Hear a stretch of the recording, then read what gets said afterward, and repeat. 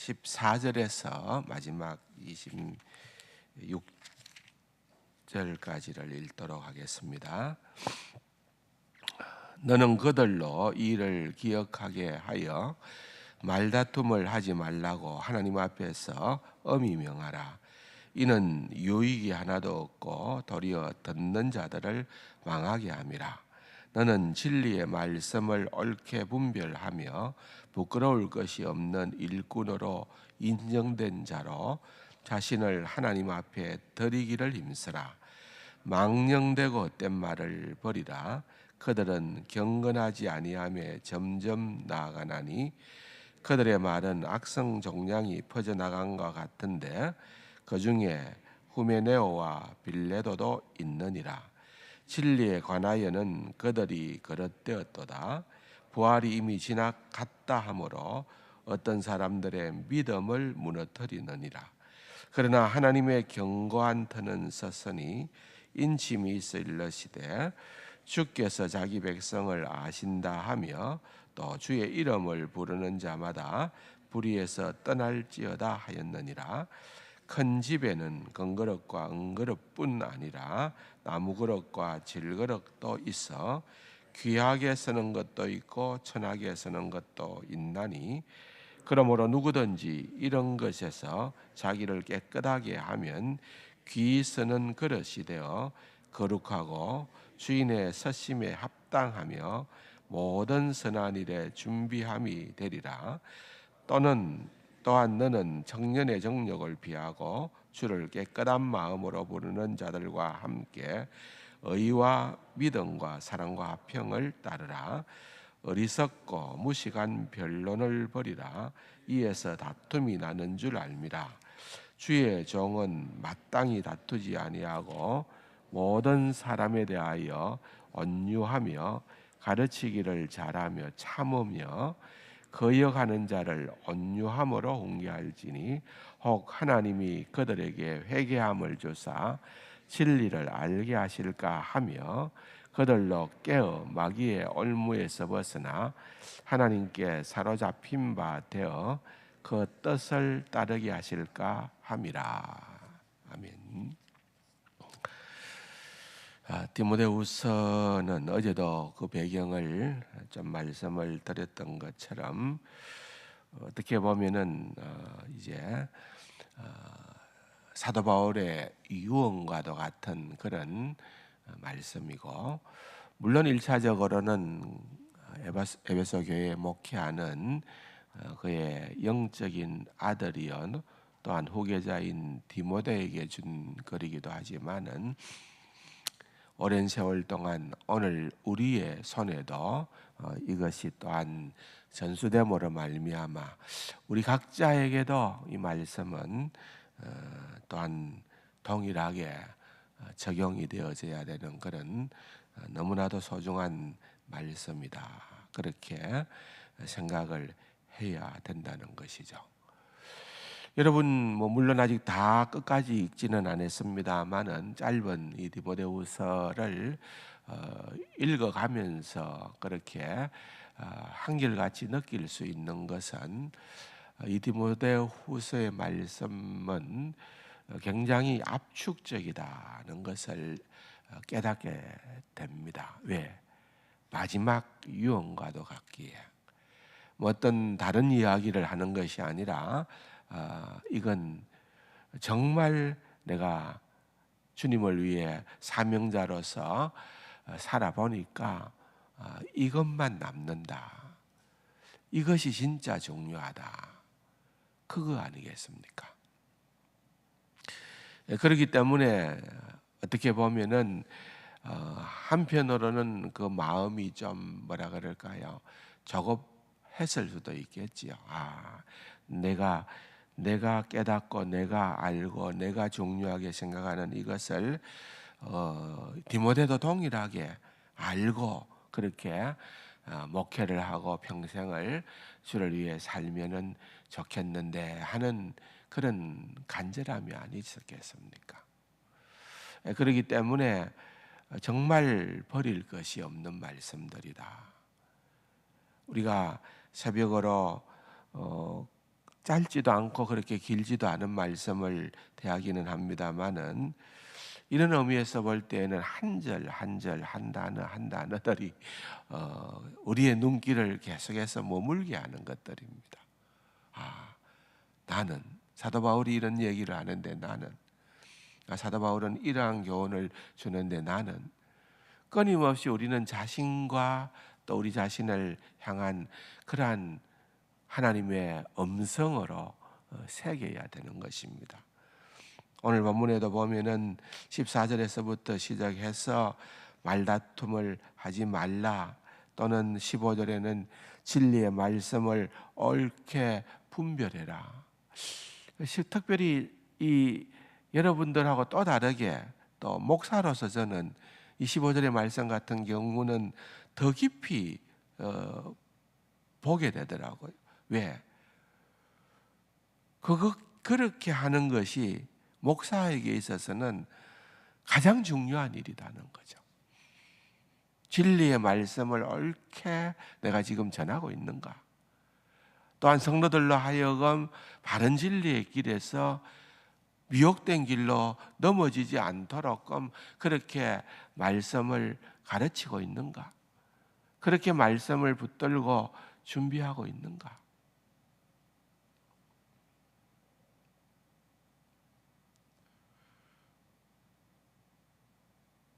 그렇게 하는 것이 정말 부끄러울 것이 없는 일꾼으로 인정되는 자가 아닌가? 하나님 보시기에 그 말이죠. 그런 생각을 하는 거예요. 망령되고 헛된 말을 버리라. 너무 함부로 얘기하는 경우가 많다는 거죠.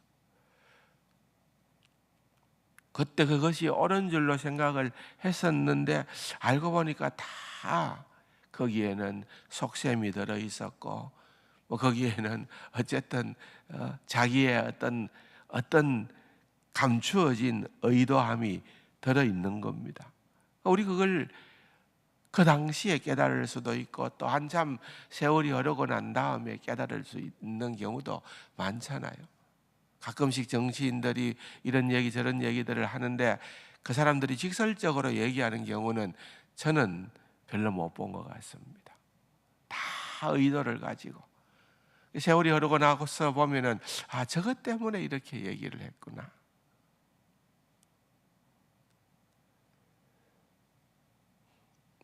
그들의 말은 악성 종양이 퍼져나간 것 같이 그렇게 되어진다.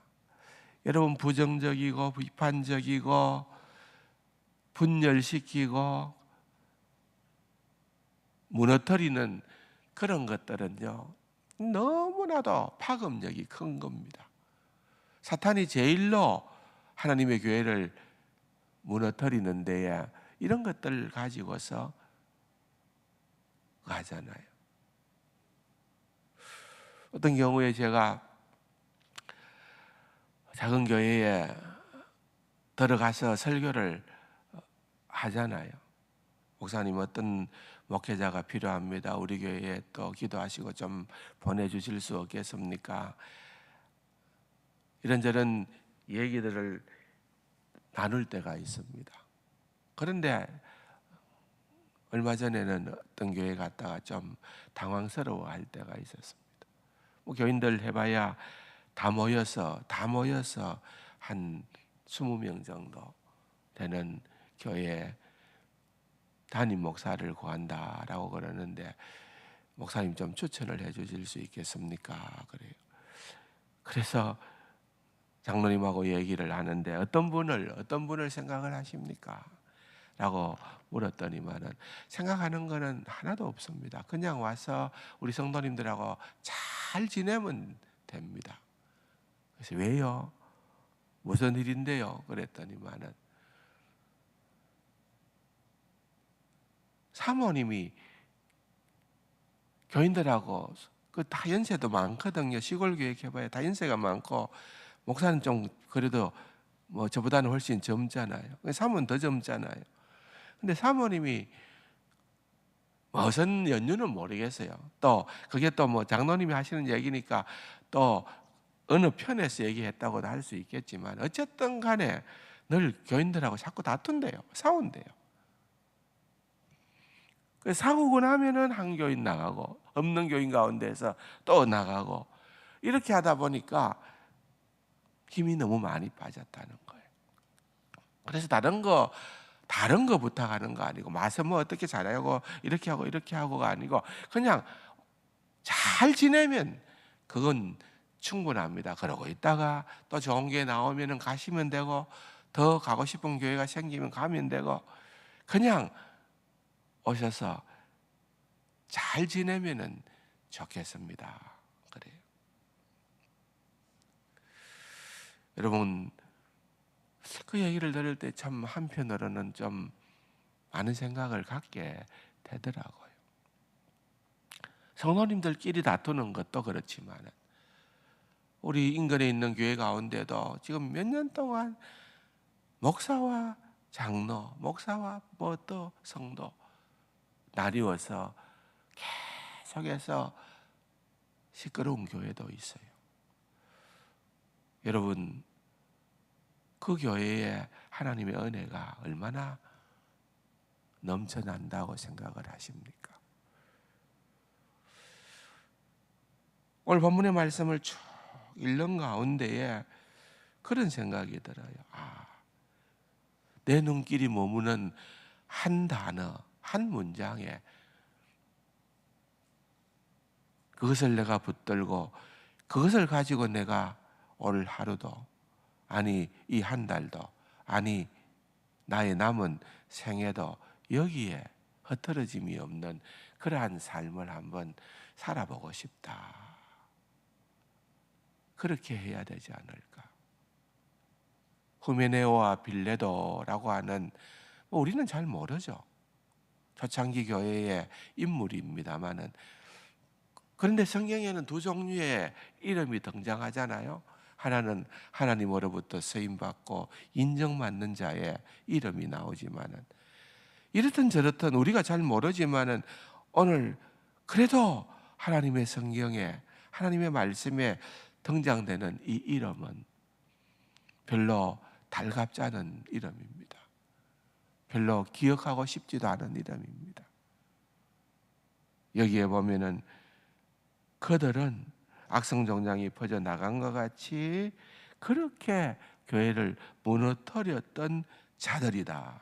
그러면서 설명하기로 진리에 관하여는 그들이 그릇되었는데 부활이 이미 지나갔다 함이며 그렇습니다. 그 당시에 이 부활의 문제에 있어서 이미 영혼이 부활했기 때문에 육체는 아무것도 아니다 라고 그렇게 잘못 믿고 잘못 증거하는 그런 무리들이 있었다는 겁니다.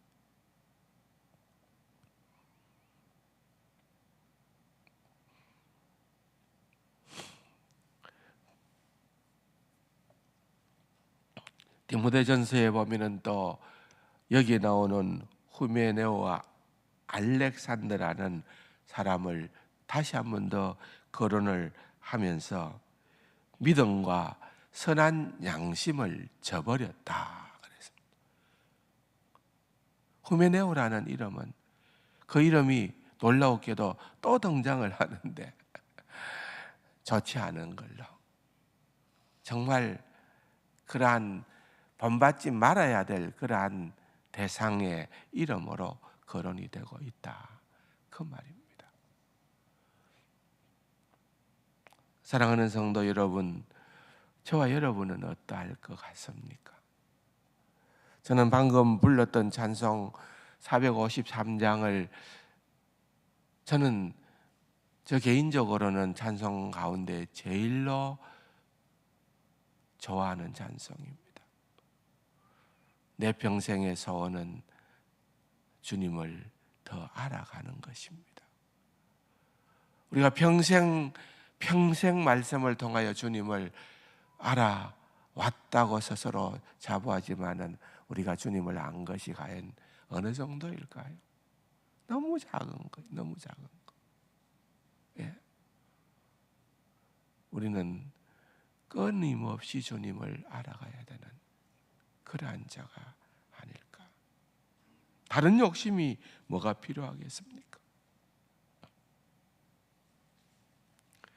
20절에도 보면은 큰 집에는 귀하게 쓰는 그릇도 있고 검은 그릇도 있고 천이 쓰는 그릇도 있고 나무 그릇, 질그릇도 있지만은 그게 중요한 것이 아니라 깨끗한 그릇을 사용한다는 거예요. 주님께서 우리를 들어 깨끗한 그릇으로 사용하는가? 22절에 보면은 청년의 정욕을 피하고 그랬습니다. 꼭 전형만일까요? 여러분, 우리가 나이가 들었다 하더라도 여전히 내 속에는 세속적인 정욕으로 가득 차 있는 그런 우리의 모습들을 보게 될 때가 많지 않습니까?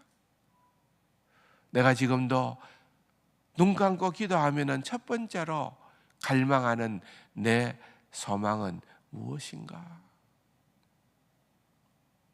지난 주일날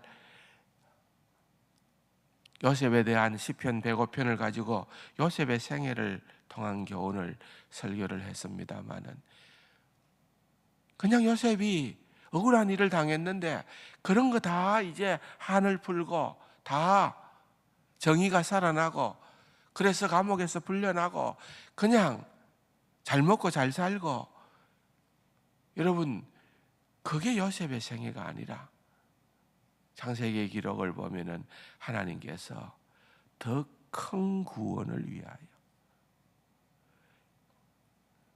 여러분 까마득하게 술 맡은 관원장이 2년 동안이나 그를 기억조차 하지 않았다가 바로의 꿈을 통하여 요셉을 기억했던 그것이 2년이고 그때 나이가 30이고 그 30이라고 하는 그 나이는 애굽의 고위 관리자로서 최소한의 나이가 30이었다는 거예요. 그 전에 만약에 그가 풀려나갔다고 하면은 여러분 절대로 그와 같은 자리에 이르지 못했을 거 아니겠어요? 높은 자리에 오르는 것이 목표가 아니라 그 자리를 통하여서 하나님이 더 큰 구원을 위하여 예비하신, 그게 우리 인생의 진정한 가치가 아니냐는 거예요.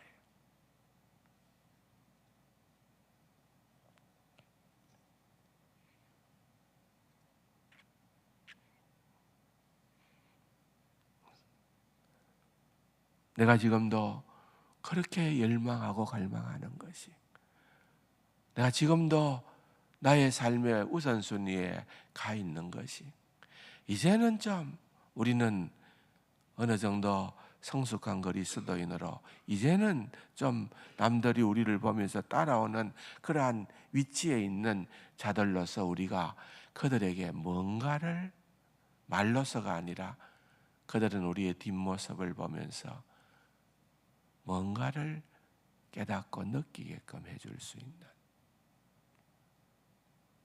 그게 우리의 모습이어야 되지 않을까. 누구를 통해 누구에게 얘기하는 것이 아니라 제가 저 자신에게 그런 생각을 해보게 되는 것입니다. 여러분, 제가 가끔씩 또 뭐 그런 일이 생기잖아요. 교도소 신방 이런 것을 가게 됩니다. 가면은요 딱 제한된 시간입니다. 그야말로 딱 시간을 주고 그 시간에 할 말 하고 들을 말 듣고 기도하고 나와야 되잖아요. 그 긴장되는 그 순간에 나는 어떤 말을 좀 해드리고 올까? 또 나는 무슨 말을 들을 수 있을까? 여러분 굉장히 집중하게 됩니다. 그냥 우리가 편안하게 앉아서 소파에 앉아서 시간이 되는 대로 주어지는 대로 그냥 이 이야기 저 이야기 다 할 수 있는 그런 때가 아니잖아요. 우리 모두도 우리의 생애가 얼마가 주어지든지 간에 얼마가 남았든지 간에 이게 정말 진정한 의미가 있는 삶이 되려고 하면은 여러분 우리가 뭔가 기도가 내용이 우리의 삶이 달라져야 된다고 저는 믿습니다. 주님을 닮아가고 주님의 뜻과 하나님의 나라를 더욱더 여러분 이 말로만이 아니라 이 거대한 기독교 역사가 지니고 있는 거대한 주제 아닙니까? 거기에 내가 미력하지만 쓰임받을 수 있는 그러한 자가 되어야 되겠다 하는 중심으로 주님 앞에 살아갈 수 있는 저와 여러분이 되기를 주님의 이름으로 축원합니다. 말씀 생각하시면서 각자의 기도의 제목을 가지고 또한 기도하시다가 돌아가시겠습니다.